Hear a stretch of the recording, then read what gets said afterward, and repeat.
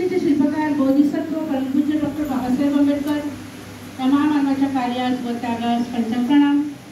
ज्या संस्थेच्या माध्यमातून धर्माचा प्रचार आणि प्रसार होते अशी तमाम बौद्धांची मातृसंस्था जी बुद्धिस्ट सोसायटी ऑफ इंडिया अर्थात भारतीय बौद्ध महासभा या संस्थेच्या राष्ट्रीय संरक्षक पदाधिकारी कोकणासागर मीराताई आंबेडकर यांच्या स्मृतीत चाललेल्या धम्मकार्यास पंचप्रणाम। संस्थेचे कार्याध्यक्ष आदरणीय भीमराव यशवंत आंबेडकर साहेब यांचे कार्य जय भीम। भारतीय बौद्ध महासभा मुंबई प्रदेश यांच्या माध्यमातून आषाढ पौर्णिमा ते वर्षावासना आषाढ पौर्णिमा ते आश्विन पौर्णिमा या कालावधीमध्ये वर्षावत मालिका भारतीय बौद्ध महासभेच्या माध्यमातून संपूर्ण महाराष्ट्र भारत याच्यामध्ये राबविण्यात येत आहे।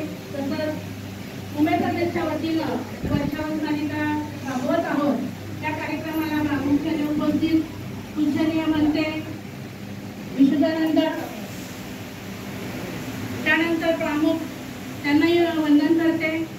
त्यानंतर मुंबई प्रदेशच्या सरचिटणीस आदरणीय दयानंद बडेकर गुरुजी, सुनील बनसोडे गुरुजी, त्यानंतर चैत्यभूमीचे व्यवस्थापक आदरणीय कांबळे गुरुजी,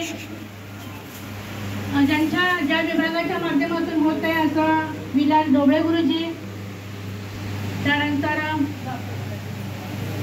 नामदेव गायकवाड महादेव गायकवाड गुरुजी आणि संपूर्ण मुंबई प्रदेशची कार्यकारिणी आणि महिला विभागातून स्वाती गायकवाडताई आणि सर्व शिलसंपन्न श्रद्धासंपन्न उपासक उपासिका आणि भावी बौद्धाचारी आणि झोन क्रमांक 1, 2, 3, 4, 5, 6 चे सर्व पदाधिकारी आणि संत सैनिक दलाचे सर्व सैनिक आणि सर्व पदाधिकारी सर्व संस्था चैत्यभूमीमध्ये व्यवस्थापनेसाठी असणारे सर्वांना सस्ने जय भीम।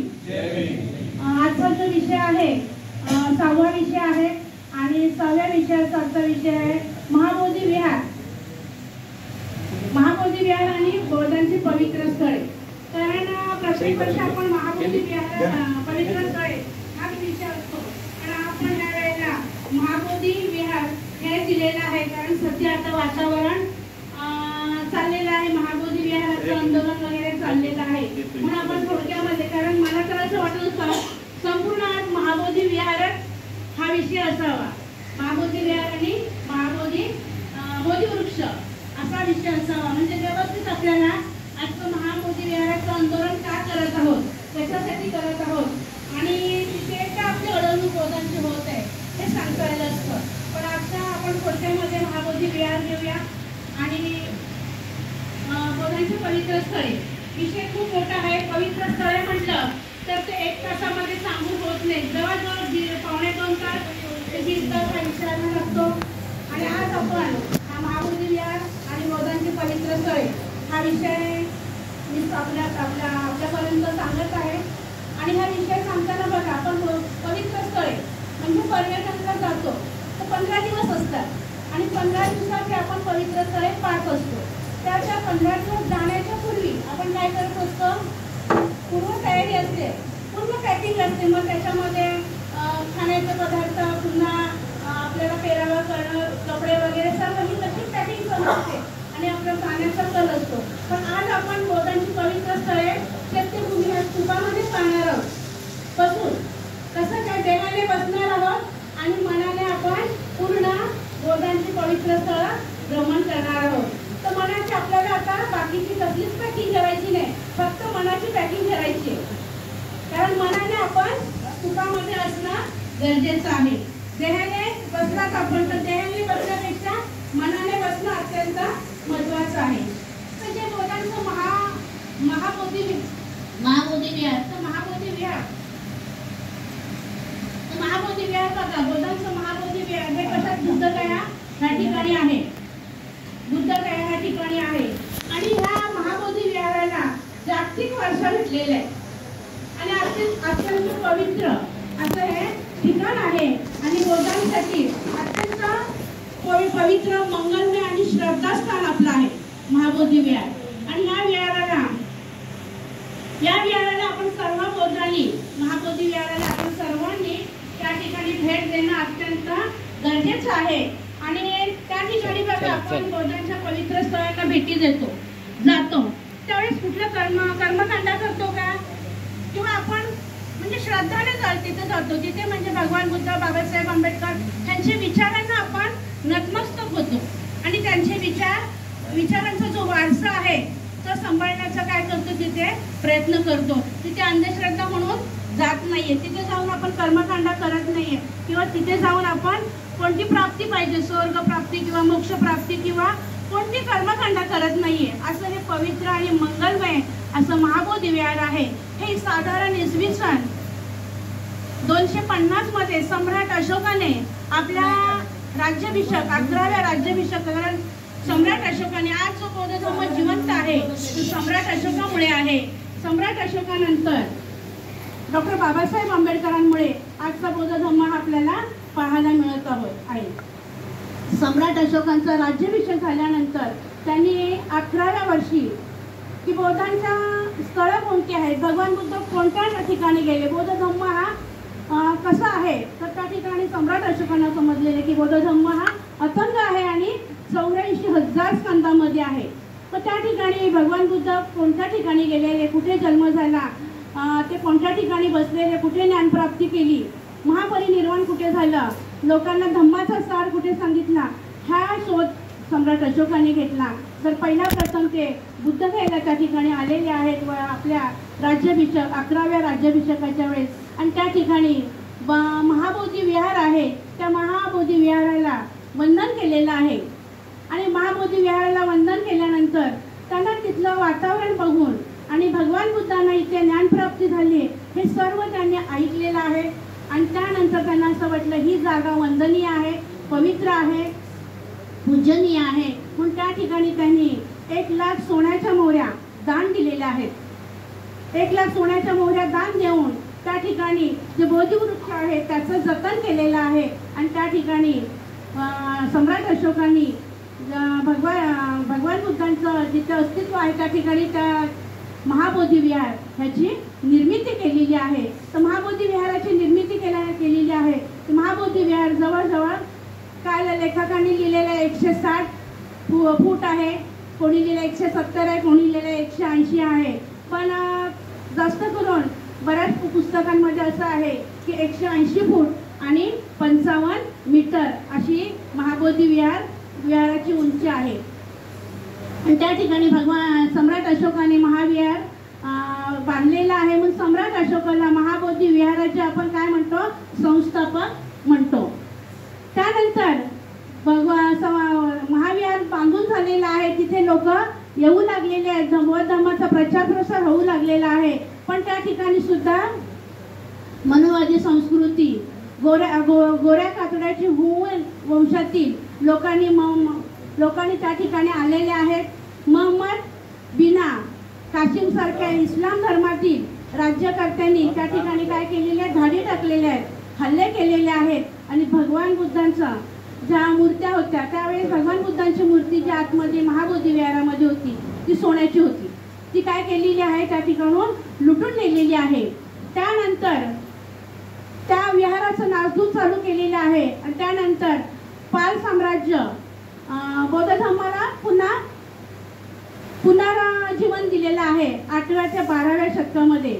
आणि त्या ठिकाणी पाल साम्राज्य हा एक चांगला राजा होता, श्रीमंत राजा होता, आणि त्या राजाने बौद्ध धर्माला आश्रय दिलेला आहे।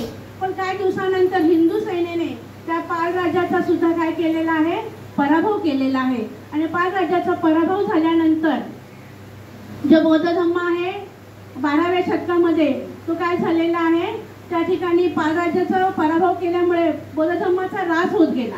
बौद्ध धर्माचा ऱ्हास झाल्यानंतर तिथे मुस्लिम धर्माने पण काय केलेलं आहे, आक्रमण केलेलं आहे। आणि त्या ठिकाणी बौद्ध धर्म पूर्ण उद्ध्वस्त झाला, पूर्ण लोप पावलेला आहे। आज जो आपण म्हणतो इतर देशांमध्ये बौद्ध धर्म देशांमध्ये गेलेला आहे, ते इथे उद्ध्वस्त झाल्यानंतर भिक्षूंना मारझोड झालेली आहे, भिक्षूंच्या कत्ली गेलेल्या आहेत। आणि मग जे भिक्षू घाबरून भीतीने श्रीलंकेत गेले, सिलोनला गेले, थायलंडला गेले, ब्रह्मदेशात गेले, म्यानमारला गेले, आणि तिथे काय केलं, त्यांनी बौद्ध धर्माचा प्रचार प्रसार करायला सुरुवात केलेली आहे। आणि तिकडे बौद्ध धर्म वाढत गेलेला आहे। आणि भारतातून बौद्ध धर्म काय झालेला आहे, लोप पावत गेलेला आहे. 1863 मध्ये अलेक्झांडर ह्यांनी काय केलेलं आहे, मेजर मिनिंड ह्यांना काय केलेलं आहे, बुद्धगयेचा उत्खनन करायला सांगितलेलं आहे.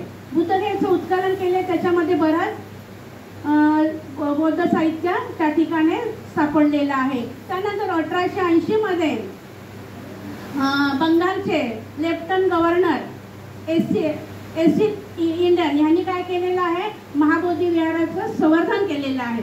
संवर्धन केल्यामध्ये त्यांना त्या संवर्धन आणि उत्खनन केल्यामध्ये बघा प्राचीन शिल्प सापडलेले आहेत, नाणी सापडलेली आहेत, स्तंभ सापडले, शिलालेख सापडलेले आहेत आणि त्याचं काय केल्यानंतर संवर्धन केलेलं आहे. त्यानंतर 1891 मध्ये श्रीलंकेतून अनागारी धम्मपाल हे काय आले, भारतामध्ये आलेले आहेत आणि ते बुद्धगयेमध्ये आलेत. आणि बुद्धगयेमध्ये जे हिंदू महंतांनी म्हणजे हिंदू जे ब्राह्मण होते आणि त्यांनी काय केलं, पुरोहिताने बौद्ध महाबोधी विहाराचं विटंबन करायला सुरुवात केलेलं आहे. त्या ठिकाणी जे बौद्ध विहार होतं, महाबोधी विहार, त्या महाबोधी विहाराच्या त्या ठिकाणी मूर्त्या होत्या. महाबोधी विहार असं बांधलेलं होतं की त्याला प्रत्येक महाबोधी विहाराचे जुनं होतं, सम्राट अशोकाने बांधलेलं, त्याच्यामध्ये कोनाडे केलेले होते आणि त्या प्रत्येक कोनाडीमध्ये सुद्धा सोन्याच्या मूर्त्या, सोन्याचा मुलामा दिलेल्या मूर्त्या होत्या. त्या मूर्त्या सुद्धा लुटून नेलेल्या आहेत आणि भगवान बुद्धांची जी मुद्रा होती, त्या ठिकाणी मूर्ती होती, तिला सुद्धा दगड मारणं, तिचं नासधूस करणं, तिचं विद्रुपीकरण करणं हे करू लागलेत. आणि हे बनते अनागारी धम्मपाल यांनी हे सर्व कृत्य पाहिलेलं आहे. पाहिल्यानंतर त्यांना खूप वाईट वाटू लागलेलं आहे. ते अक्षरशः रडू लागले, आक्रोश करू लागले की हे का असं करतात.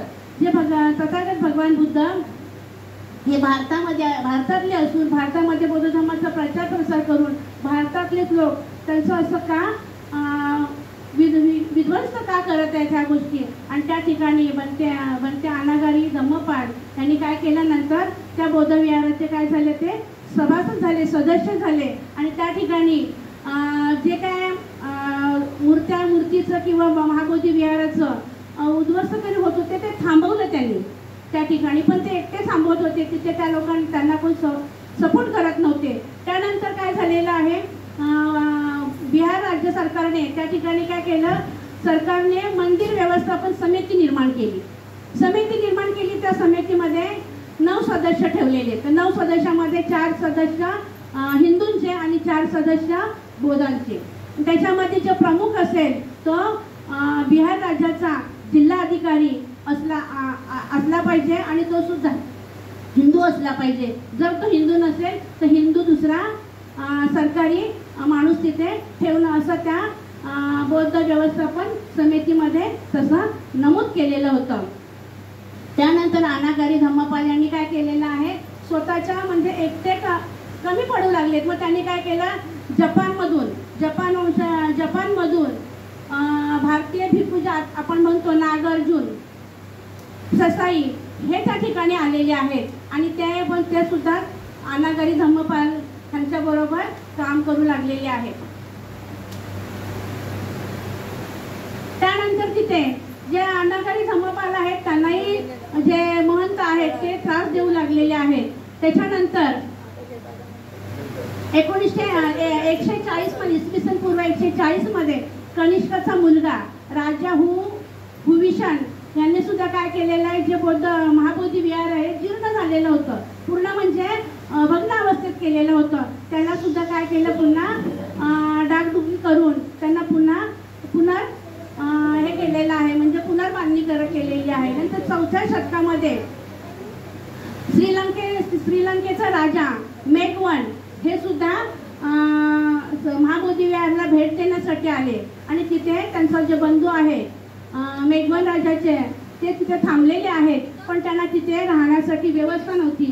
मग महाबोधी विहाराच्या समोरच त्यांनी संघाराम बांधलेला आहे आणि तिथे ते राहू लागलेले आहेत. त्या ठिकाणी सुद्धा भगवान बुद्धांचे जे सोन्याचे, चांदीचे, हिरे माणकेचे जे मूर्त्या केलेल्या होत्या किंवा मुलामा दिलेलं होतं ते काय केलेलं आहे, त्या ठिकाणी त्यांनी पुन्हा उद्ध्वस्त झालेला आहे त्यांना जतन करण्याचा प्रयत्न केलेला आहे. त्यानंतर 3 चीनी प्रवासी ह्यांनी पूर्ण बुद्धगयाचं काय प्रवास वर्णन आपल्या प्रवास वर्णनामध्ये लिहिलेलं आहे.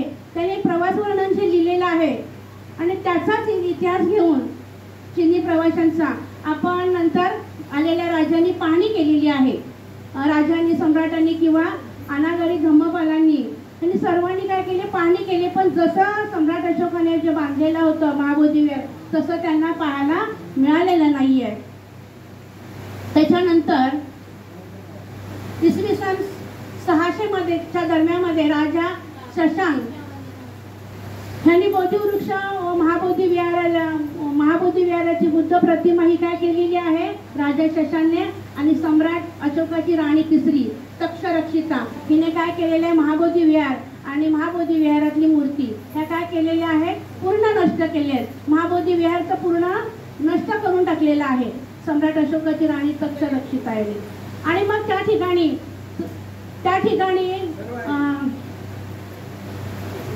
राजा भास्कर वर्मा ह्यांनी काय केलं, पुन्हा बुद्ध मूर्ती आणि बोधी वृक्षाला काय केलेलं आहे, पुन्हा जुटून दिलेलं आहे. आणि त्या ठिकाणी इसवी सन पूर्व 632 मध्ये बोधिवृक्षाभोवती त्यांनी काय केलेलं, बोधिवृक्षाची नासधूस होऊ नये म्हणून 24 फूट संरक्षण भिंत बांधलेली आहे. इसवी सन पूर्व 667 मध्ये चीनी प्रवासी हुएन त्संग ह्याने महाबोधी विहाराला काय केलेली आहे, भेट दिलेली आहे.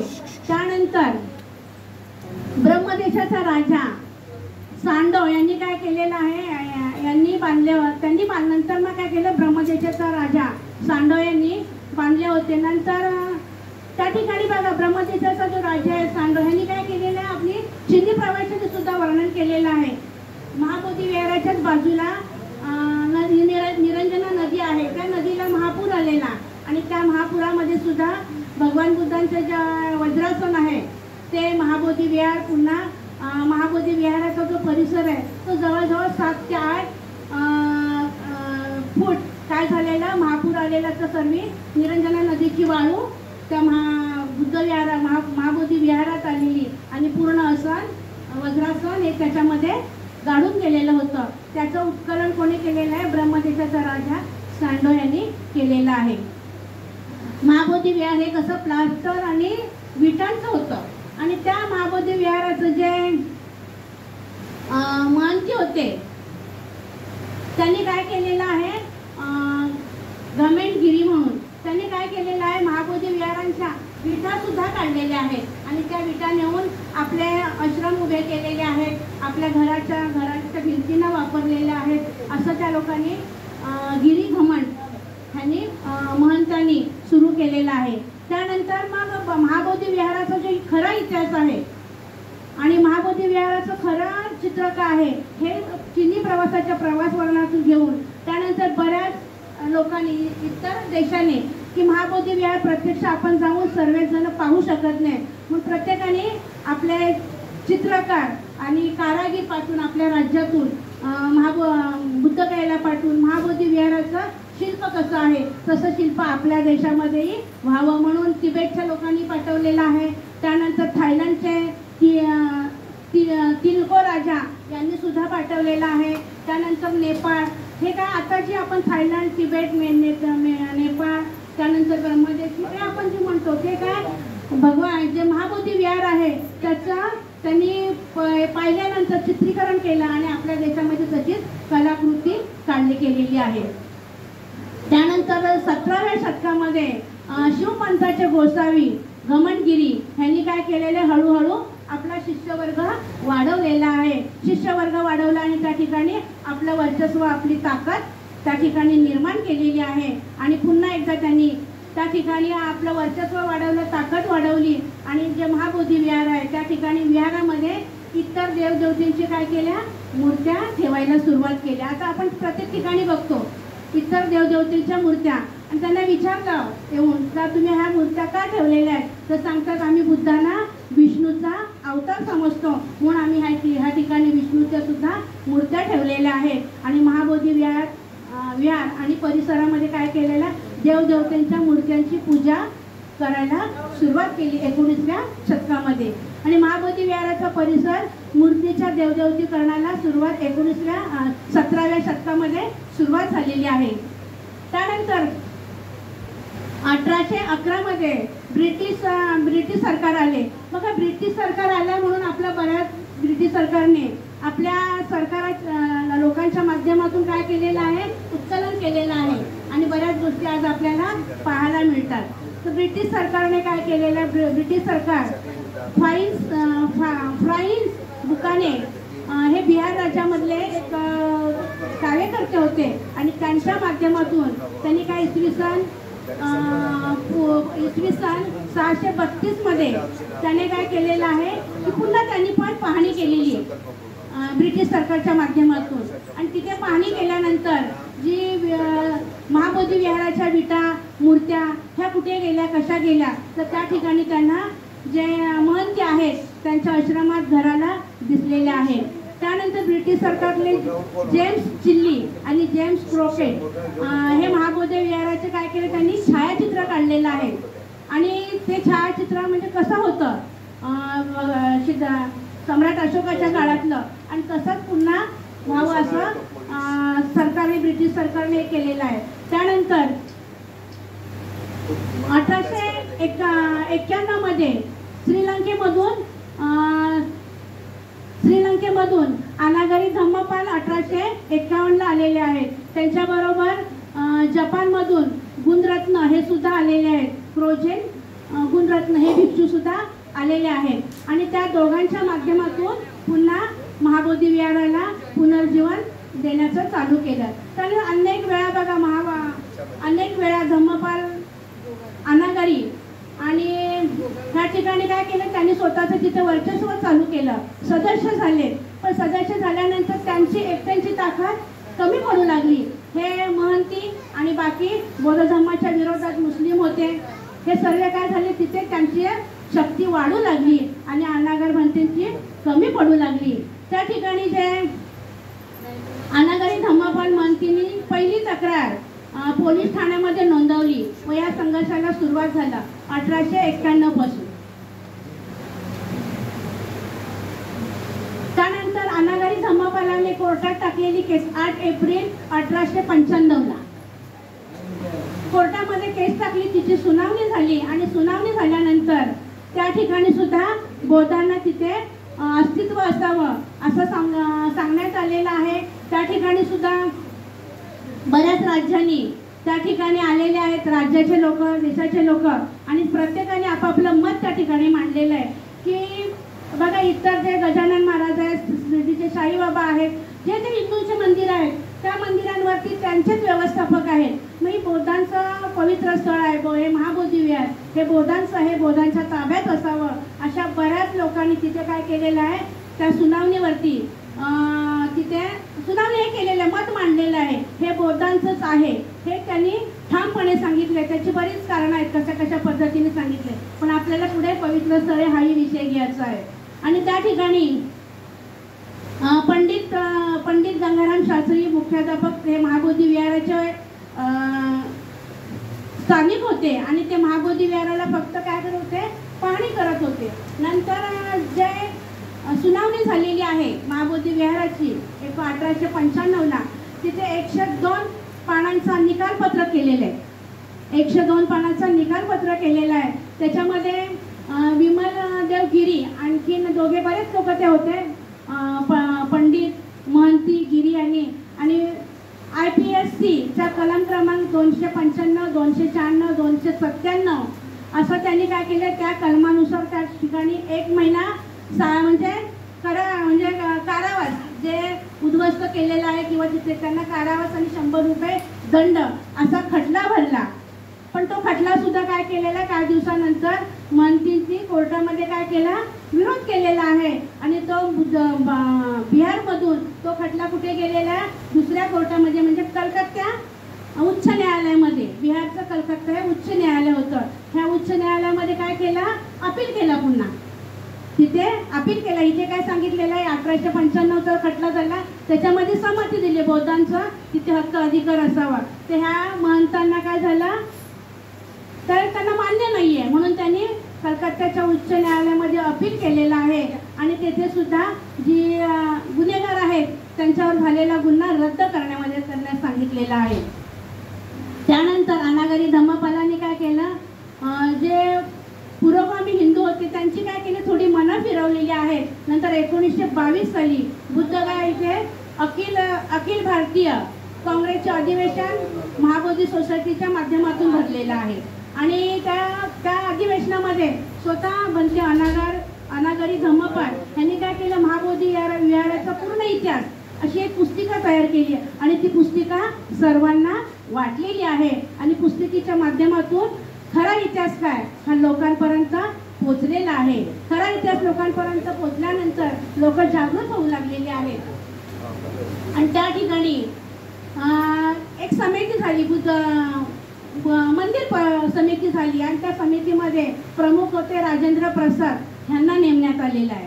राजेंद्र प्रसादला नेमण्यात आलं. त्यानंतर आणखीन एक सदस्य यांचे नाव होते स्वामी रामोदर दास. त्यांनी नंतर बुद्ध धम्म स्वीकारला, जे दास आहेत त्यांनी बौद्ध धम्म स्वीकारलेला आहे आणि मग तिथे जे महाबोधी विहार आहे त्याला काय झालेलं आहे, पुनर्जीवन मिळायला सुरुवात झालेली आहे. पण त्या ठिकाणी 1925 मध्ये त्या समितीचे अखिल भारतीय काँग्रेस आणि हिंदू महासभा यांचं एकत्रित येऊन हा प्रश्न सोडवावा असं ठरलेलं आहे. पण त्यानुसार हिंदू महासभेचे 4000 सदस्य आणि धम्मपाल यांनी आपली भूमिका मांडली. या परिषदेमध्ये एकूण ठराव पारित करण्यात आले, म्हणजे महाबोधी विहारात पूजेचा संपूर्ण अधिकार कोणाला राहील, बौद्धांना राहील असा ठराव ह्या समितीत मांडण्यात आला आणि त्या ठिकाणी श्रीलंका आणि बर्मा देशाचे बरेच सदस्य त्या परिषदेला उपस्थित होते आणि त्या ठिकाणी नंतर हा सर्व अनागरी धम्मपाल यांचं कसं झालं, एवढे आंदोलन करून त्यांनी जवळजवळ 42 वर्ष महाबोधी विहाराचं बनते अनागर धम्मपाल यांनी काय केलं, आंदोलन संघर्ष केलेला आहे. नंतर 1933 मध्ये बनते अनागरी यांचं काय झालेलं आहे, निधन झालेलं आहे. तर 42 वर्ष चाललेला एक हाती हा संघर्ष होता. एक हाती चाललेला संघर्ष तिथे थांबलेला आहे आणि त्या ठिकाणी त्यांनी बर्माचे जे त्यांचे होते त्यांच्या हाती तो दिलेला आहे. त्यानंतर 6 मार्च 1967 मध्ये राजेंद्र प्रसाद यांनी अखिल भारतीय काँग्रेस समोर महाबोधी विहार यासंबंधी बिल मांडलेले राजेंद्र प्रसादांनी आणि त्या ठिकाणी नवीन मंत्रिपद लागू केलेलं आहे. त्या ठिकाणी जगातील बौद्ध राष्ट्रातील प्रमुखाच्या अत्यंत म्हणजे महाबोधी विहाराचे जे प्रश्न आहेत हे आंतरराष्ट्रीय स्तरावर मांडण्यात आलेले आहेत. त्यानंतर 1948 साली महाबोधी विहार यांना अधिनियम असा मसुदा तयार करण्यात आला. मसुदा करतो आपण बघा, एखादा नियम करतो किंवा एखादी समिती तिथे आपण काय करतो, नियम तयार करतो. तसे नियम तयार करण्यात आले आणि त्याच्यामध्ये ठरवलं 4 लोक हिंदूंचे असतील आणि 4 लोक बौद्धांचे असतील. पण ते सुद्धा गया राज्याचे जिल्हा अधिकारी होते, त्यांना ते मान्य नव्हतं. त्या ठिकाणी मग 28 मे बघा, आपण आता पण आंदोलन भीमराव साहेब करत आहेत ते कलम क्रमांक जे 1949 ह्याच्यामध्ये जे पारित झालेले नियम आहेत त्याच्यावरच भीमराव साहेब आता काय करत आहेत, आंदोलन करत आहेत. तर अधिनियम 19 जून 1949 मध्ये पारित करण्यात आले की बुद्धगया मंदिर हे अधिनियम 1949 संबोधण्यात आलेले आहेत. तर त्याच्यामध्ये काय दिलेलं होतं की बुद्धगया ही काय असणार आहे, बौद्धांच्या ताब्यात असल्याने तिथे काय केलं आहे, बौद्धांचं वर्चस्व असावं. पण त्या ठिकाणी काय झालेलं आहे ते नाकारलेलं आहे. 1991 मध्ये बिहार राज्याचे मुख्यमंत्री लालू प्रसाद यादव यांची निवड झालेली आहे.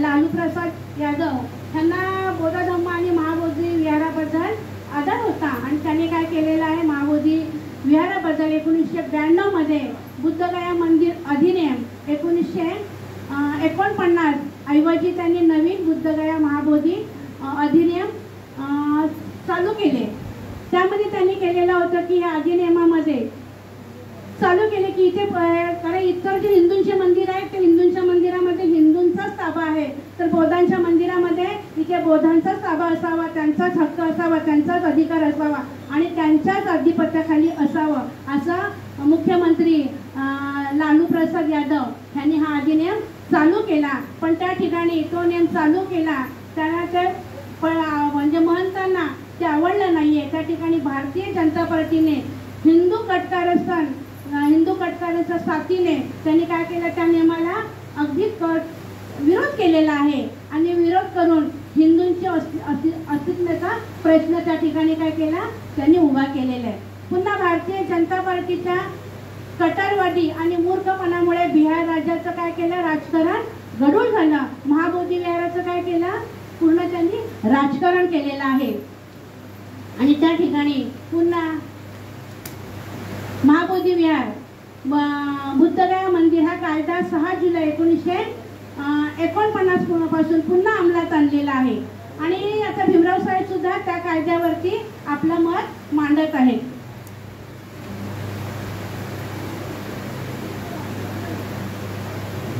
तर त्या ठिकाणी बघा कलम जे कायदे केलेले आहेत त्या ठिकाणी वारसाचा परंपरेपर्यंत म्हणजे परंपरेनुसार जे बौद्धांचं जे आहे त्या ठिकाणी बौद्धांचा अधिकार असावा. कलम क्रमांक 3चा उपकलम क्रमांक 3 नुसार समितीचे अध्यक्ष हे बौद्ध असावे, पण त्यांनी काय तिथे केलेलं होतं, हिंदू असावे. हे सर्व कलम त्या ठिकाणी त्या समितीमध्ये मांडण्यात आलेली आहेत. नंतर 13 ऑगस्ट 2013 रोजी बिहार सरकारने काय केलं, पुन्हा भारतीय घटनेचा अधिकार घेतला आणि तिथे भारतीय घटना कशी आहे, निरपेक्षवादी आहे. पुन्हा त्यांना वाटलं की इथे आमचा अधिकार चालणार नाहीये म्हणून त्या ठिकाणी पुन्हा कलम क्रमांक 7चा उपक्रम त्यांनी 1 नुसार समितीचे अध्यक्षपद हे कायमचे राजाकडे असेल, म्हणजे तिथला जो अधिकारी आहे त्याच्याकडे असेल, अशा पद्धतीने त्याने ते मांडलेलं आहे. म्हणून महाबोधी विहार याचा इतिहास खूप समजणं आता आपल्याला काळाची गरज आहे. आणि त्या विहारा आजचं जर आंदोलन करत आहे भीमराव साहेबांनी बघा एक मला वाटतं व्हॉट्सअपला फोटोही टाकलेला आहे, लालू प्रसाद यादव यांना भेटायला गेलेले आहेत. कारण लालू प्रसाद यादव त्यावेळेस त्यांनी जे मत मांडलेलं किंवा जे त्यांच्या सरकारमधून ज्याचं त्यांनी मागणी केलेली ते पास करण्याचं तिथे भारतीय जनता पार्टीने त्यांना विरोध केलेला आहे. जे महाबोधी विहार आताचं आहे ते महाबोधी विहार हे जगात ते अगदी VIP महाबोधी वृक्ष, जे महाबोधी विहाराच्या मागे जे बोधी वृक्ष आहे त्या महाबोधी बोधी वृक्षाला आता VIP बोधी वृक्ष असं म्हटलं जात आहे. कारण ते वृक्ष किती आहे, त्याचा 500 ते 550 वर्ष जुना आहे. त्यानंतर महाबोधी विहाराचं महाबोधी वृक्ष आहे ते महाबोधी वृक्ष बघा एवढं जुनं आहे तर तिथे बरेच शास्त्रज्ञ येऊन तिथे काय करत आहेत, त्या विहारावरती बोधी वृक्षावरती ट्रीटमेंट घेत आहे. जवळजवळ 5 ते 6 लाख वर्षाला त्याचा खर्च होत आहे. एवढी जतन आता आपण केली जाते महाबोधी वृक्षाची. तर आता आपण महाबोधी विहार आणि महाबोधी वृक्ष ह्याची आपण थोडक्यात माहिती घेतलेली आहे. मला वाटतं हा विषय पूर्ण एक असता तर व्यवस्थित महाबोधी विहार आपल्याला सांगता आलं असतं. तर आता आपण बौद्धांची जी पवित्र स्थळे आहेत ही पाहणार आहोत, कारण आपल्याला 1 तासामध्ये विषय संपवायचा आहे. तर बौद्धांच्या पवित्र स्थळांमध्ये पहिला क्रमांक जो येतो लुंबिनी. आपण बघा सर्वांची मनाची पॅकिंग झालेली आहे. आता आपण कुठे चाललो, नेपाळ राज्यात चाललेलो आहोत. तर नेपाळ राज्यात काय आहे, लुंबिनी. तर लुंबिनीला रुमनदेई ह्या नावाने सुद्धा संबोधलं जातं. लुंबिनीमध्ये इसवी सन पूर्व 563 सिद्धार्थ गौतमाचा जन्म झालेला आहे. ज्यावेळेस महामाया गर्भधारणा झाल्यानंतर प्रस्तुतीचा काळ जवळ आला तेव्हा शुद्धोधन राजांना विनंती केली की माझा आता प्रस्तुतीचा काळ जवळ आलेला आहे तर मला माझ्या माहेरी जायचं आहे. आणि त्या ठिकाणी शुद्धोधन राजाने बराच लवाजमा केला, दास-दासी, नोकर चाकर, रथ वगैरे दिलेला आहे. आणि देवदेव नगरीला महामाया निघालेली आहे. देवदेव नगरी ते कपिलवस्तू ह्या 2 जे राज्यांच्या अंतरामध्ये जे लुंबिनी हे वन आहे आणि त्या वनामध्ये ज्यावेळेस महामायेचा रथ गेलेला आहे आणि ते वन निसर्ग सौंदर्य आज सुद्धा आपण गेलो तरी फुला फळाने ते निसर्ग सौंदर्य आपल्याला पाहायला मिळतं. ते निसर्ग सौंदर्य पाहिल्यानंतर महामायेला सुद्धा निसर्गाचा मोह झालेला आहे की थोडा वेळ आपण सुद्धा विश्रांती घ्यावी ना. आपल्याबरोबर जे नोकर चाकर आहेत तेही थकलेले आहेत तर तेही विश्रांती घेतील आणि महामायेने आपला रथ तिथे थांबवायला सांगितलेला आहे. रथ थांबून महामाया रथातून बाहेर उतरून एका दगडावरती शालू वृक्षाखाली उभी राहिलेली आहे आणि त्या शालू वृक्षाचा जोराचा वारा आलेला आहे आणि ती शालू वृक्षाची फांदी महामायेच्या समोर आली आहे. महामायेने सहज ती फांदी आपल्या हातामध्ये पकडलेली आहे आणि पुन्हा जोराचा वारा आलेला आहे आणि ती फांदी सहित महामायावर उचलली गेलेली आहे. तिच्या शरीराला थोडासा हेकावा बसलेला आहे आणि त्या ठिकाणीच महामायेला प्रसूतीच्या वेदना चालू झालेल्या आहेत आणि त्याच ठिकाणी महामायेने पूर्व 563ला सुंदर अशा गोंडस अशा पुत्राला जन्म दिलेला आहे. ते ठिकाण आहे लुंबिनी. लुंबिनीमध्ये आज तुम्ही जर बघायला गेलात तर लुंबिनीमध्ये 50 बाय 50 फूटचं तळ आहे आणि त्या तळ्यामध्ये सिद्धार्थाला काय केलेलं आहे त्या बाळाला झालेल्या बाळाला तिथे अंघोळ घातलेली आहे. त्या ठिकाणी महामायेचं विहार आहे. त्यानंतर ज्या शालू वृक्षाखाली महामाया बालकाला जन्म दिला ते त्या ठिकाणी शालू वृक्ष आहे. त्यानंतर ज्या दगडावर म्हणजे त्या दगडाला आपण काय म्हणतो आता शील म्हणतो त्या शिलेला असं जतन करून ठेवलेले 2500 वर्षापूर्वीचं ज्या शिलावरती महामाया उभी आहे ते शील सुद्धा आपल्याला पाहायला मिळतं. सर्व तुम्ही बुद्धगयेला गेलेला आहात? किती लोक गेलेले आहेत? खूप कमी लोक गेले.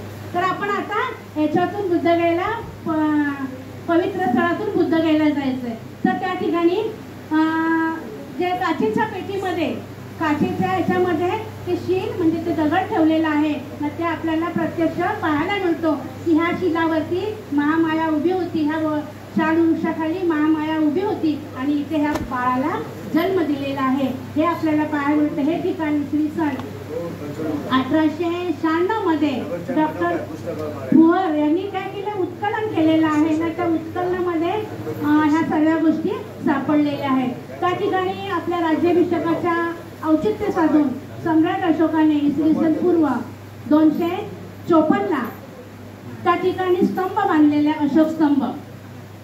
तो अशोक स्तंभ सुद्धा आपल्याला पाहायला मिळतो.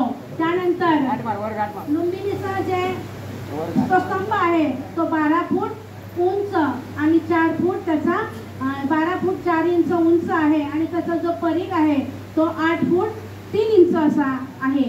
आणि त्या ठिकाणी बऱ्याच इतर पण जपान चीन थायलंड अशा यांची विहारं तुम्हाला देशांची विहारं बघायला मिळतील लुंबिनीमध्ये. आता लुंबिनीमधून आपण बिहार राज्यात चाललो. निघालात लुंबिनीमधून बिहार राज्यात. तर बिहार राज्य बिहार हे नाव बुद्ध विहारावरून पडलेलं आहे कारण बुद्ध तिथे विहार भरपूर आहेत. जर बुद्धगयेला तुम्ही 3, 4, 5 दिवस जरी राहिलात तरी ते विहार तुमचे बघून होणार नाहीत. जास्त विहार असल्यामुळे बघा हिंदी तिकडे विपीचे भैया म्हणजे हिंदी लोक हिंदी बोलत्या वेळी ते बघा वचा उच्चार ब मध्ये करतात. आज जर आपल्याला विजय बोलायचं असेल तर ते काय म्हणतात विजय म्हणतात. तर विहार विहार म्हणता म्हणता त्या विहारचा उच्चार बिहार झालेला आहे म्हणून विहारमुळे तिथे बिहार राज्य असं म्हणू लागलेलं आहे. तर बुद्धांच्या पवित्र स्थळामध्ये बुद्धगयेचा हा द्वितीय क्रमांक आहे. तर बुद्धगयेला महाबोधी बुद्धगयेला संबोधी महाबोधी बोधी मंडळ या नावाने ओळखले जाते. तर बुद्धगयेला जात्यावेळी बघा बुद्धगया गया हे रेल्वे स्टेशन आहे. बुद्धगयेला गेलं तर गया हे रेल्वे स्टेशन आहे. गया रेल्वे स्टेशन पासून अगदी 11 किलोमीटर अंतरावरती बुद्धगया आहे. बुद्धगयेमध्ये महाबोधी विहार आहे. मला वाटतं महाबोधी विहाराचे तुम्हाला मगाशी वर्णन केलेलं आहे. तर महाबोधी विहारात सिद्धार्थ गौतम जेव्हा बुद्धगयेला आलेले आहेत आणि कठोर अशी तपश्चर्या केलेली आहे. कठोर तपश्चर्या करून शरीराला यातना देऊन त्यांनी काय केलेलं आहे संबोधी प्राप्त केलेले आहे बुद्धगयेला. संबोधी प्राप्त केलेले आहे. सिद्धार्थ जे महाबोधी विहार आहे त्या महाबोधी विहारात भगवान बुद्धांची जी मूर्ती आहे ती कशी आहे, भूमिस्पर्श मुद्रा आहे महाबोधी विहारात. इथे ठिकाणी तुम्हाला भूमिस्पर्श मुद्रा बघायला मिळत नाही. आपल्या 36 स्तूपामध्ये सुद्धा जी मूर्ती आहे ती भूमिस्पर्श मुद्रा आहे. तर बुद्धगयामध्ये भूमिस्पर्श मुद्रा का ठेवलेली आहे, तर सिद्धार्थ गौतमाला ज्यावेळेस ज्ञान प्राप्ती झाली, सिद्धार्थ गौतमाला कोणी गुरु नव्हता, कोणी गुरु केलेले नव्हते त्यांनी. तर त्यांना जेव्हा ज्ञान प्राप्ती झाली त्यावेळेस तिथे साक्षीला कोणच नव्हतं. म्हणून भगवान ती मूर्ती भूमिस्पर्श दाखवली. तर भगवान बुद्धांना हे सांगायचंय की मला जेव्हा ज्ञान प्राप्ती झाली त्यावेळेस त्याला साक्ष कोण आहे, तर ही भूमी साक्ष आहे. म्हणून बुद्धगयेमध्ये भूमिस्पर्श मुद्रा महाबोधी विहारामध्ये आहे. ती सुद्धा सम्राट अशोकाने त्याच्या राज्याभिषेकाच्या वेळेस सर्व ते विहार बांधलेलं आहे ते सांगितलं. त्यानंतर राजा शशांक आणि यांनी काय केलेलं आहे, राणी तक्षरीचं त्यांनी सर्व तिथं उद्ध्वस्त केलंय. पण नंतर मगध देशाचा राजा नरेश पूर्णवर्मा यांनी पुन्हा त्याला जीवदान दिलेलं आहे. त्याच्यानंतर महाबोधी विहाराच्या बघा, भगवान बुद्धांनी ज्ञानप्राप्त झाली. ज्ञानप्राप्त झाल्यानंतर लगेच झालेलं ज्ञान कोणाला सांगितलं का, नाही सांगितलं. कारण ज्ञान कोणतं प्राप्त झालेलं होतं, 4 आर्य सत्य, दुःख, दुःख समुदय, दुःख निरोध आणि दुःख निरोध प्रतिपदा गामिनी. कारण बाकीचे सर्व काय सांगतात, खा प्या मजा करा, स्वर्ग आहे, आत्मा आहे, हे सांगत आहे. पण भगवान बुद्धाने काय सांगितलं, दुःख सांगितलेलं आहे. हो, मला झालेलं ज्ञान सर्व लगेच स्वीकारतील का, तर नाही. झालेल्या ज्ञानाची 6 आठवडे काय केले त्यांनी, तिथे चिंतन मनन केलेले की झालेलं ज्ञान इथे सांगू की नको सांगू. 6 आठवडे त्यांनी चिंतन मनन करत बसलेले आहेत. आणि चिंतन मनन करत बसलेले असताना त्यांनी झालेल्या ज्या आसनावर बसून त्यांना ज्ञान प्राप्ती झालेली आहे त्या आसनाला काय केलेलं आहे, त्यांनी आसनाबद्दल कृतज्ञता मांडलेली आहे की या आसनावरती मी सम्यक संबुद्ध झालेलो आहे. या आसनावरती मी महाराज सैन्यावरती विजय प्राप्त केलेला आहे. म्हणून त्या आसनावरती बसून त्याला आपण काय म्हणतो, वज्रासन म्हणतो. तिथे चिंतन मनन केलेलं आहे. ते वज्रासन सुद्धा बोधी वृक्षाच्या पाठीमागच्या बाजूला, डाव्या बाजूला ते तुम्हाला असं वज्रासन पाहायला मिळेल. ते वज्रासन 7 फूट इंच आणि 4 फूट रुंद असं हे वज्रासन, 3 फूट उंचीचं वज्रासन आहे. त्याच ठिकाणी वज्रासनच्या बाजूला महाबोधी वृक्ष आहे.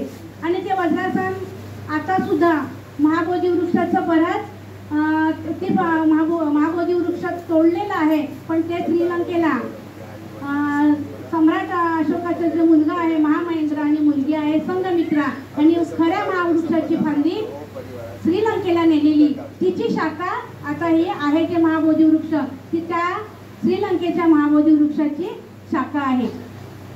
असा पहिला आठवडा घालवला.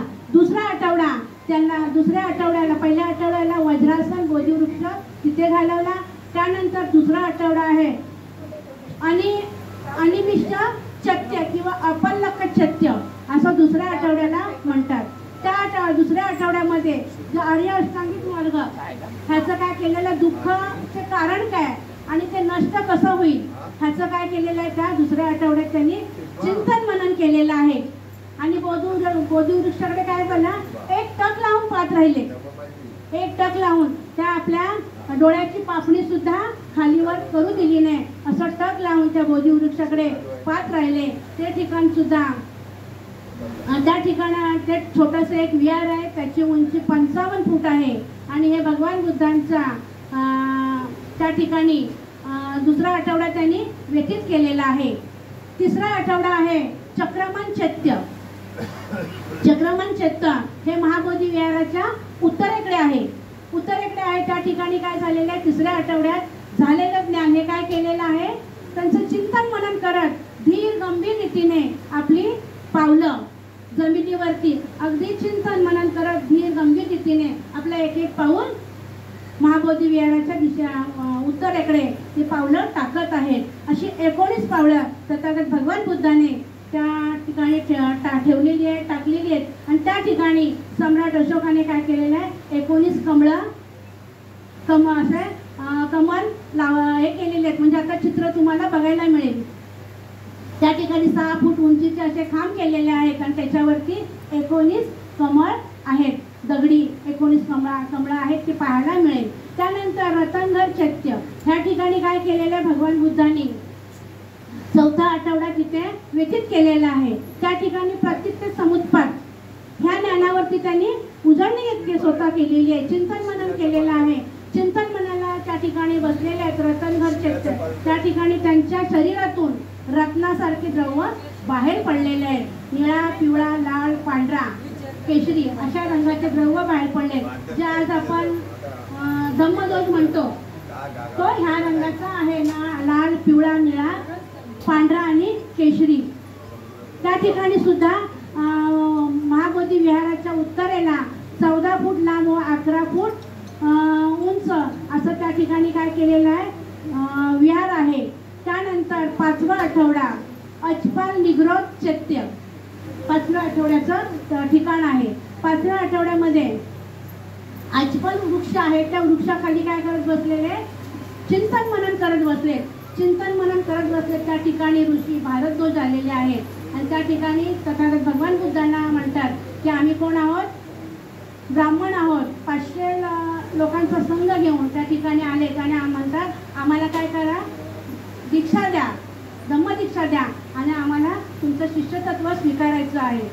तर भगवान बुद्ध म्हणतात तुम्हाला पहिली दीक्षा का द्या, तर बाकीचे लोक आहेत तर म्हणतात नाही आम्ही कोण आहोत, जातीने ब्राह्मण आहोत, तर आम्हाला पहिल्या प्रथम दीक्षा द्या.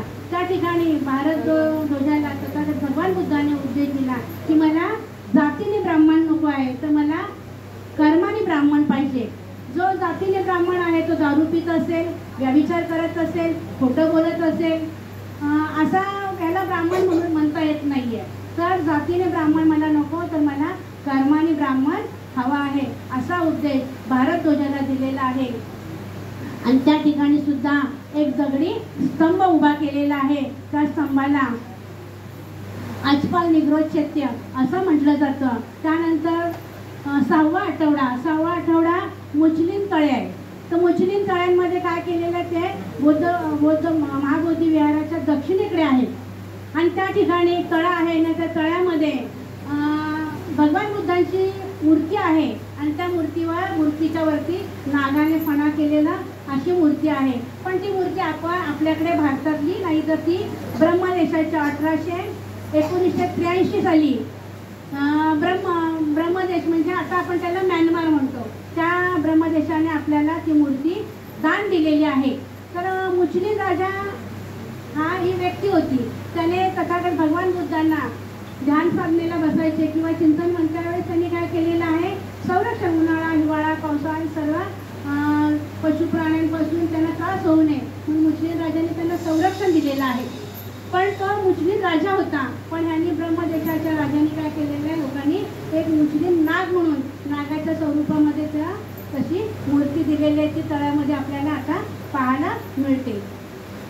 त्यानंतर 7वा आठवडा, तर 7व्या आठवड्यामध्ये राज्य यतन चैत्य 7व्या आठवड्याला म्हटलं जातं. तर त्या ठिकाणी भगवान बुद्धाने संघ स्थापन केला नव्हता. हे ठिकाण महाबोधी विहाराच्या दक्षिणेला आहे आणि त्या ठिकाणी एका झाडाखाली तथागत भगवान बुद्ध चिंतन मनन करत बसलेले आहेत. तिथे ब्रह्मदेशाचे 2 व्यापारी आलेले आहेत, तपस्वी आणि भल्ली, आणि त्या ठिकाणी ते आपलं भोजन करत आहेत. आणि त्या ठिकाणी तथागत भगवान त्यांना दिसलेले आहेत की ते ऋषी बसलेले आहेत आणि त्यांना आपण आपलं भोजन द्यावं. आणि तथागतांना त्यांनी भोजन दिलेलं आहे, भगवान बुद्धांनी त्यांचं भोजन स्वीकारलेलं आहे. आणि त्या ठिकाणी भगवान बुद्धांनी त्यांना धम्म उपदेश दिलेला आहे की मी तुमचं भोजन स्वीकारलेलं आहे, ते ग्रहण केलेलं आहे, खाल्लेलं आहे, त्यातून मला ऊर्जा आलेली आहे, तर त्याबद्दल तुम्हाला मला ज्ञान देणं गरजेचं आहे. त्या ठिकाणी आपला धम्माचा उपदेश तथागत भगवान बुद्धाने तपस्विकांनी भल्लिक यांना सांगितलेला आहे. आणि त्याच ठिकाणी तपस्विकांनी भल्लिकाने तथागत भगवान बुद्धांना आपले गुरु असं स्वीकारलेलं आहे आणि भगवान बुद्धांनी त्यांना शिष्य असं स्वीकारलेलं आहे. भगवान बुद्धांचा डोक्याचा केस त्यांनी घेतलेला आहे आणि भगवान बुद्ध हयात असताना त्यांनी म्यानमारला भगवान बुद्धांचा स्तूप बांधलेला आहे, म्हणजे त्या केसावरती स्मारक बांधलेलं आहे, सुहे बांधलेला आहे, विहार बांधलेला आहे आणि तिथे सोन्याचा मुलामा दिलेला आहे. ते विहार आपण ब्रह्मदेशात पाहायला जाऊ शकत नाही, कारण तुम्ही अजून बुद्धगयालाच गेला नाही. तर ब्रह्मदेशात कुठे जाल? तर त्याची प्रतिकृती गोयंका गुरुजींनी ते पॅगोडामध्ये केलेले ते तुम्ही पाहू शकता. आणि त्या ठिकाणी भगवान बुद्धाने त्या दोन व्यापाऱ्यांना आपले शिष्य स्वीकारलेलं आहे, म्हणून त्या ठिकाणाला राजा येतात स्तूप असं चैत्य असं म्हटलं जातं. त्यानंतर बुद्धगयेमध्ये विशाल अशी जपानचे जे फौजी गुरुजी होते ते जपानमधून त्या ठिकाणी विशाल अशी भगवान बुद्धांची 80 फुटाची मूर्ती. जर आपण बुद्धगयेत असू किंवा निरंजना नदीत असतो किंवा डुंगेश्वरीत गेलो तरी सुद्धा ती 80 फुटाची मूर्ती आपल्याला दिसते. अशा मध्यवर्ती केंद्रवर्ती ठिकाणी ती 80 फुटाची भगवान बुद्धांची मूर्ती आहे. त्या भगवान बुद्धांच्या मूर्तीच्या आजूबाजूला डाव्या बाजूला 5 आणि उजव्या बाजूला 5 असे त्यांच्या काळामध्ये अनंत असे भिक्षू होऊन गेलेले आहेत. त्यांच्या पुतळे उभे केलेले आहेत. त्यानंतर बुद्धगयेमध्ये चीन, जपान, म्यानमार, नेपाळ, त्यानंतर थायलंड, तिबेट, भूतान अशा देशांचे त्या बुद्धगयेमध्ये आपल्याला विहार पाहायला मिळतील. बघा, तुम्हाला जपान, थायलंड न जाता तुम्ही बुद्धगयेत गेला तरी एवढ्या देशांचे तुम्हाला विहार पाहायला मिळणार आहे. त्यानंतर बुद्धगयेमध्ये संग्रहालय आहे आणि तिथे बाबासाहेबांचा एक पूर्णाकृती असा पुतळा आहे. त्यानंतर डुंगेश्वरी आहे. बुद्धगयेपासून अगदी 20-25 मिनिटाच्या अंतर. पहिला आपण नदीतून जी फाल्गू नदी आहे पूर्वीची, तिला निरंजना नदी म्हणतात, पण आता तिला पाणी नाहीये, त्याच्यातून चालत जायचो पूर्वी, पण आता आपण गाडी तिथपर्यंत जाते म्हणून आपल्या बस तिथे घेऊन जातो. डुंगेश्वरी पर्वत आहे. डुंगेश्वरी पर्वतावरती अगदी कपरी आहे, पूर्ण डोंगरामध्ये, डोंगराच्या याच्यामध्ये जी कपरी आहे त्या कपरीमध्ये तथागत सिद्धार्थ गौतमाने कठोर अशी तपश्चर्या केलेली आहे. कठोर तपश्चर्या, आपल्या शरीराला यातना दिली, शरीराला क्लेश दिलेले आहे आणि ती कठोर तपश्चर्या केल्यानंतर त्यांच्या शरीरात त्राण राहिलेला नाहीये. आणि मग ते डुंगेश्वरी पर्वत उतरून ते खाली येतात. तर डुंगेश्वरी पर्वत तो तुम्हाला बघायला मिळेल. त्यानंतर भगवान बुद्धांची अतिशय तीक्ष्ण अवस्थेमध्ये पोटाला हात लावला तर बरगड्या दिसतात, पाठीचा मणका वेळेला हात लावला तर पोटाच्या बरगड्या जिरवते. अशा पद्धतीत ती तीक्ष्ण अगदी अशा ह्याच्यामध्ये भगवान बुद्धांची मूर्ती तिथे आहे. त्या मूर्तीच्या बाजूलाच बाकीच्यांचं जे महंती आहेत, जे ब्राह्मण आहेत, त्यांनी बाकीच्या देवीची पूजा चालू केलेली आहे. तर त्याच्यासाठी आपले जास्तीत जास्त लोकांनी आपल्या स्थळांना भेट देणं अत्यंत गरजेचं आणि महत्त्वाचं आहे. त्यानंतर डुंगेश्वरी पर्वतावरनं भगवान बुद्ध खाली उतरून आलेले आहेत आणि खाली त्यांना चक्कर येऊन ते एका वडाच्या झाडाखाली बसलेले आहेत. आणि त्या ठिकाणी सुजाता आलेली आहे. सैनानी नावाचा राजकीय मुलगी सुजाता, ती त्या ठिकाणी आपल्या दासीला पाठवलेलं आहे. तिने नवस केल्या, नवसाने काय मुलं वगैरे होतं, पण त्यावेळेची ती कल्पना केलेली आहे.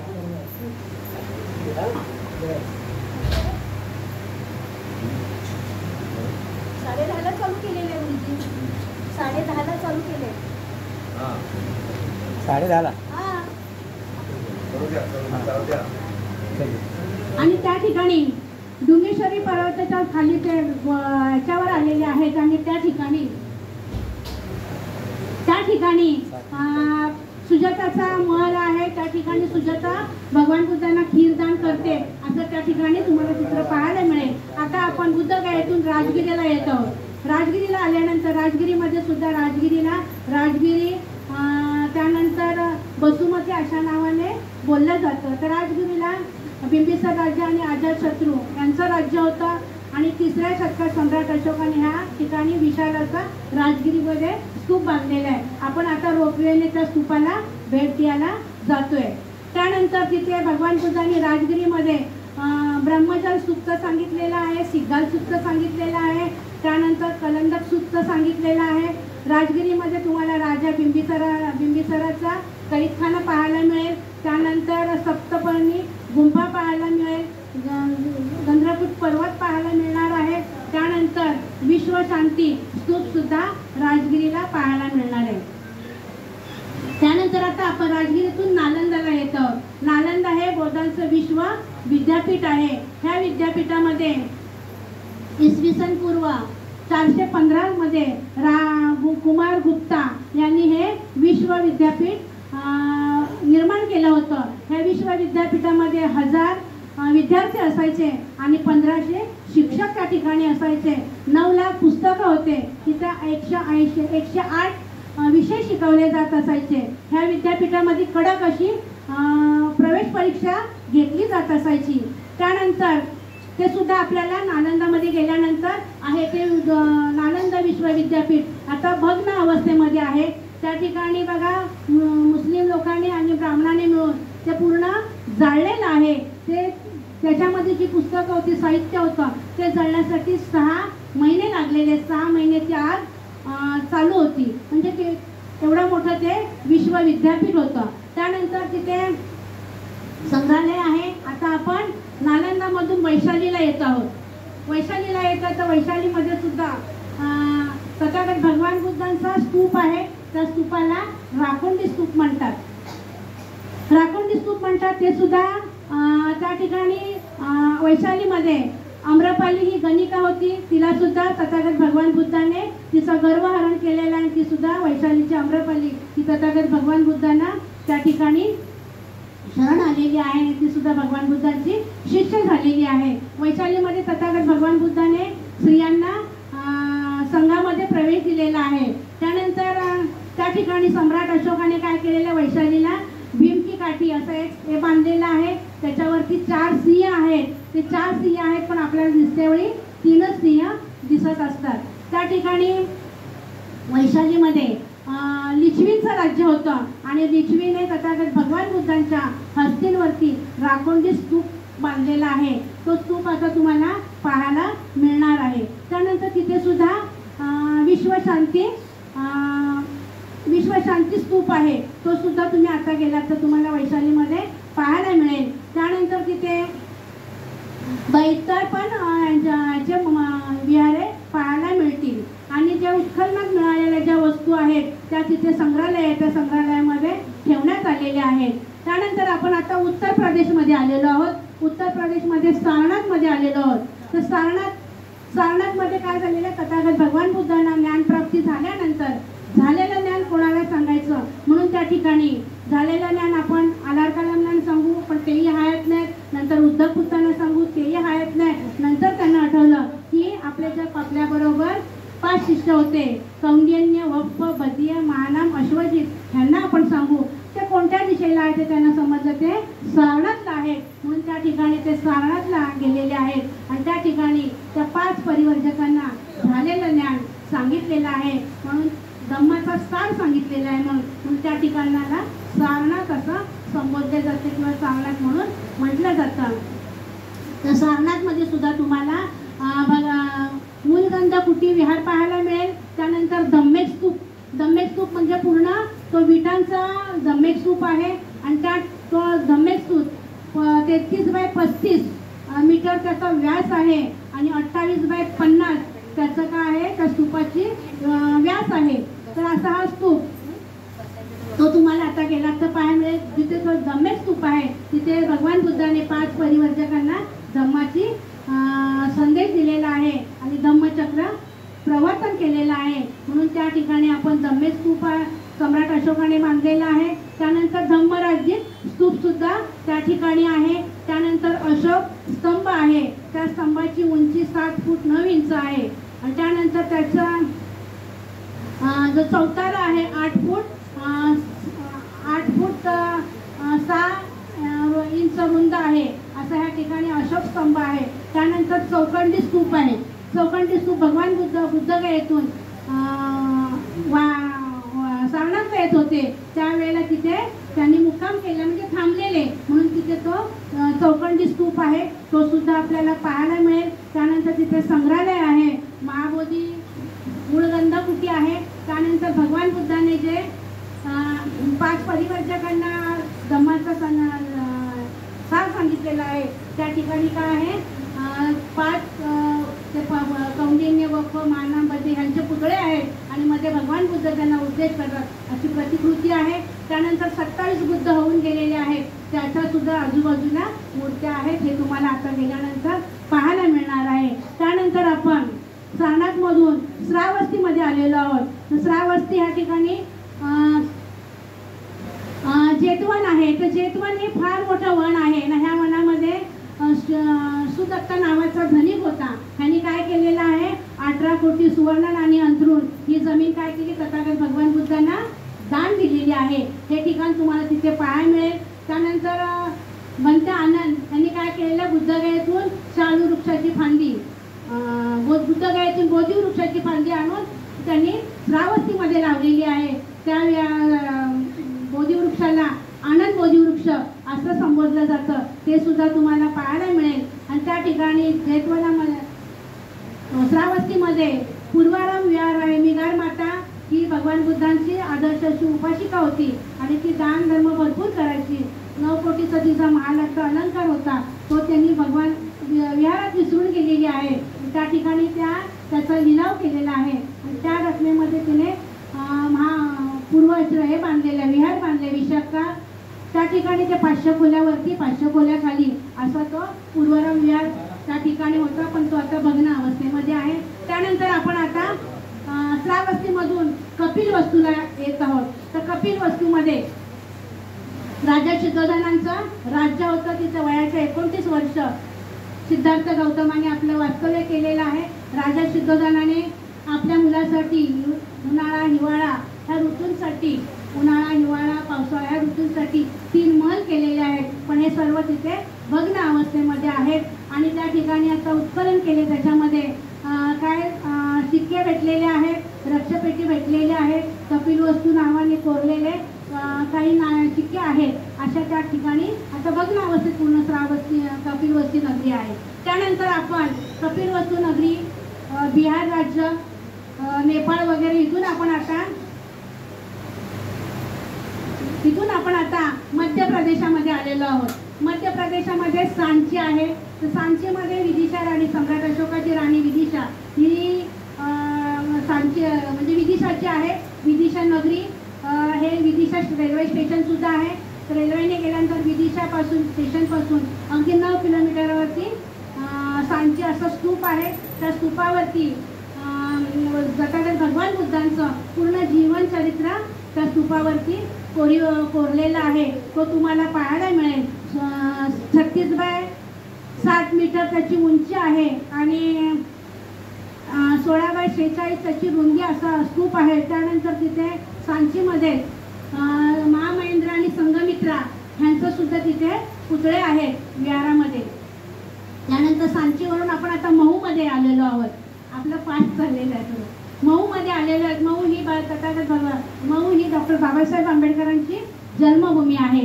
14 एप्रिल 1891ला भीमाईच्या पोटी जे पुत्र झालेलं आहे ते महू लष्करी छावणीमध्ये रामजी बाबांचं त्या ठिकाणी बदली झालेली होती आणि त्या छावणीमध्ये बाबासाहेबांचा जन्म झालेला आहे. त्या ठिकाणी सुद्धा बाबासाहेबांचं स्मारक आहे आणि त्या स्मारकमध्ये समोर बाबासाहेबांचा उंच असा पूर्णकृती असा पुतळा आहे. ते स्मारक सुद्धा आपल्याला जाऊन बघायचं आहे. हे सुद्धा आपल्यासाठी पवित्र आणि मंगलमय आहे. त्यानंतर आपण आता महाराष्ट्र राज्यामध्ये आलेलो आहोत. महाराष्ट्र राज्यामध्ये मुंबईमध्ये आपली कर्मभूमी या ठिकाणीचं बाबासाहेब आंबेडकरांची जी चैत्य म्हणजे अग्निसंस्कार झालेला आहे ते ठिकाणी चैत्यभूमी. आज आपण इथे बसलो.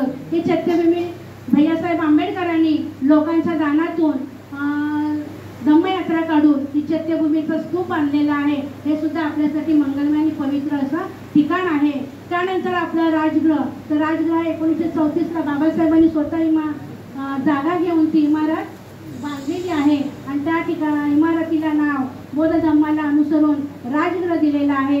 हे सुद्धा आपल्यासाठी पवित्र आणि मंगलमय आहे. आता राजगृहामध्ये सर्व आंबेडकर परिवार राहत आहे. त्यानंतर आंबेडकर भवन हे सुद्धा आपल्याला त्या ठिकाणी भारतीय बौद्ध महासभेचं केंद्रीय कार्यालय आहे. त्यानंतर संत सैनिक दलाचं हेडक्वार्टर आहे आणि बुद्धभूषण प्रिंटिंग प्रेस आहे. त्यानंतर आपण ठाणे जिल्ह्यामध्ये आलेलो. ठाणे जिल्ह्यामध्ये आता तर पालघर जिल्हा झालेला आहे. नालासोपारा पहिला ठाणे जिल्ह्यात होता. तर नालासोपारा हे सुद्धा आपल्यासाठी पवित्र आणि मंगलमय आहे, कारण संघमित्रा आणि महामहेंद्र नालासोपाराच्या बंदरावरून श्रीलंकेत गेलेले आहेत. त्यानंतर स्वतः तथागत भगवान बुद्धांचं पदस्पर्शाने ती भूमी पावन झालेली आहे.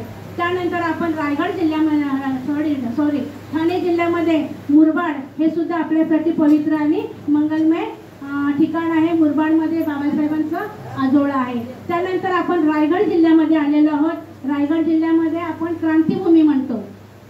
तर या ठिकाणी बाबासाहेबांनी 20 मार्च 1927ला काय केलेलं आहे, पाण्यासाठी संघर्ष केलेला आहे. आम्ही माणसं असून आम्हाला पाणी स्वतःच्या उंजळीने पिता येत नाहीये, आणि त्या ठिकाणी बाबासाहेबांनी मानव मुक्तीचा संग्राम केलेला आहे. आणि त्या ठिकाणी आम्हाला सुद्धा ह्या पाण्याला स्पर्श करून आमच्या उंजळी पिण्याचा हक्क अधिकार आहे. त्यानंतर महाडमध्ये रायगड जिल्ह्यामध्ये लेणी, पांडव लेणी म्हणायचे, पण त्यांना आता राज्य सरकारने सुद्धा बुद्ध लेणी म्हणून मान्यता दिलेली आहे. त्यानंतर आता आपण रत्नागिरी जिल्ह्यामध्ये आलेलो आहोत. 10 मिनिटं संपवायचं आपल्याला. रत्नागिरी जिल्ह्यात आलो तर रत्नागिरी जिल्ह्यामध्ये आंबाडवे ही आपली स्मृतिभूमी आहे. कारण बाबासाहेबांचं मूळ गाव रामजी सपकाळांचं जे मूळ गाव आहे, त्या ठिकाणी सुद्धा बाबासाहेबांचं जे राहतं घर होतं, त्या राहत्या घरामध्ये बाबासाहेबांच्या अस्थी आहेत, रामजीबाबांच्या अस्थी आहेत. त्यांचं मूळ जे घर होतं तिथे स्मारक, सुंदर असं मोठं स्मारक झालेलं आहे. भारतीय बौद्ध महासभा आणि आंबाडवेचे जे लोक आहेत त्यांच्या ह्याच्यातून ते सुद्धा आपल्याला पाहणं आहे. नंतर आंबाडवेमध्ये जी आपली घरं 20-25 जी काही घरं आहेत, त्या घरांना नावही त्यांनी सुंदर असं बुद्ध धम्माला अनुसरून अशी नावं दिलेली आहेत. आणि प्रवेशद्वार, आंबाडवेचं जे गावाचं प्रवेशद्वार आहे, ते प्रवेशद्वाराला रामजी सुभेदार असं नाव दिलेलं आहे. ते सुद्धा आपल्यासाठी मंगलमय आणि पवित्र आहे. त्यानंतर आपण आलेलो आहेत आंबाडवेला वणंदमध्ये आलेलो आहेत, दापोली तालुक्यामध्ये. त्या ठिकाणी माता रमाईचा माहेर आहे, माता रमाईचा जन्म झालेला आहे. आणि त्या ठिकाणी भारतीय बौद्ध महासभा आदरणीय महाउपासिका मीराताई आंबेडकर ह्यांच्या मार्गदर्शनातून, यांच्या अधिपत्याखाली वणंदचं माता रमाईचं स्मारक बांधलेलं आहे. ते सुद्धा आपल्यासाठी पवित्र आणि मंगलमय आहे. त्यानंतर आपण आता रत्नागिरी जिल्ह्यातून नाशिक जिल्ह्यामध्ये आलेलो आहोत. नाशिक जिल्ह्यामध्ये येवला ही आपली मुक्तिभूमी आहे. येवला ही मुक्तिभूमी आहे. येवल्यामध्ये बाबासाहेबांनी काळारामाचा मंदिराचा संघर्ष जवळजवळ 5 वर्ष चालला, पण त्यातून काहीच सिद्ध झालं नाही. म्हणून बाबासाहेबांनी 13 ऑक्टोबर 1935ला भीमगर्जना केली की मी हिंदू म्हणून जन्माला आलो, पण मी हिंदू म्हणून मरणार नाहीये. की येवला मुक्कामी म्हणून येवल्याला सुद्धा आता छान असं स्मारक बांधलेलं आहे. आणि ज्या ठिकाणी बाबासाहेबांनी भीमगर्जना केली त्या ठिकाणी बाबासाहेबांचा पूर्ण आकृती असा पुतळा आहे. तिथे भारतीय बौद्ध महासभेतून 13 ऑक्टोबरला भारतीय बौद्ध महासभेचे सर्व राज्यातून जिल्ह्यातून लोक त्या ठिकाणी जात असतात आणि बाबासाहेबांना मानवंदना करत असतात. त्यानंतर आपण आता आलेलो आहोत औरंगाबाद जिल्हा. इथे अजंठा वेरूळ लेणी आहेत. त्यानंतर आपण औरंगाबादमध्ये बाबासाहेबांनी मिलिंद कॉलेज काढलेलं आहे आणि मिलिंद कॉलेजला बौद्ध धम्माला अनुसरून असं नाव दिलेलं आहे. तिथे जे वन आहे त्याला नागसेन वन असं नाव दिलेलं आहे. त्यानंतर आपण आता औरंगाबादमधून नागपूर जिल्ह्यात आलेलो आहोत. नागपूर जिल्ह्यामध्ये धम्मदीक्षा झालेली आहे. बाबासाहेबांनी 14 ऑक्टोबर 1956ला स्वतः धम्मदीक्षा घेतलेली आहे ना आपल्या 5 लाख अनुयायांना बौद्ध धम्माच्या ओटीत टाकलेलं आहे. म्हणून नागपूर हे सुद्धा आपल्यासाठी पवित्र आणि मंगलमय आहे. ह्या ठिकाणी नागपूरमध्ये भगवान बुद्ध मोठं असं स्तूप विहार आहे आणि त्या ठिकाणी ते सुद्धा आपल्याला पाहायचं आहे. ते सुद्धा आता आंदोलन चालू आहे नागपूरचं सुद्धा. पण प्रत्येकाने आपल्याला त्या ठिकाणी आपल्या पवित्र स्थळांना भेट देणं गरजेचं आहे. नंतर आपण आता नागपूरमधून सातारा जिल्ह्यात आलो. तर सातारा जिल्ह्यामध्ये माता रमाईचं स्मारक काही दिवस रामजी बाबा आपल्या कुटुंबासोबत साताऱ्यामध्ये राहत होते आणि 1896 मध्ये माता भीमाईचं निधन झालेलं आहे. तर त्या ठिकाणी साताऱ्यामध्ये बाबांचा जो शाळा प्रवेश झालेला आहे 7 नोव्हेंबर 19 मध्ये त्या ठिकाणी ती शाळा आहे आणि त्या ठिकाणी माता भीमाईचं समाधी आहे. असा आपला बौद्धांची पवित्र स्थळे हा विषय 1 तासामध्ये सांगून होत नाहीये. तरी पण बौद्धांची पवित्र स्थळे आपण महाराष्ट्र म्हणजे पूर्ण बिहार, नेपाळ, उत्तर प्रदेश, मध्य प्रदेश, त्यानंतर रायगड जिल्हा, रत्नागिरी जिल्हा, त्यानंतर मुंबई, नागपूर असे सर्व पूर्ण जे बौद्धांचे पवित्र स्थळे आहे त्यांना आपण सर्वांनी देहाने चैत्यभूमी स्तूपामध्ये बसलो आणि मनाने पूर्ण बौद्धांच्या पवित्र स्थळे याचं दर्शन घेतलेलं आहे. असा मला विषय दिलेला होता. भारतीय बौद्ध महासभा मुंबई प्रदेशच्या माध्यमातून महाबोधी विहार आणि बौद्धांची पवित्र स्थळे हा विषय मी इथेच थांबवते. नमो बुद्धाय. जय भीम, जय संविधान.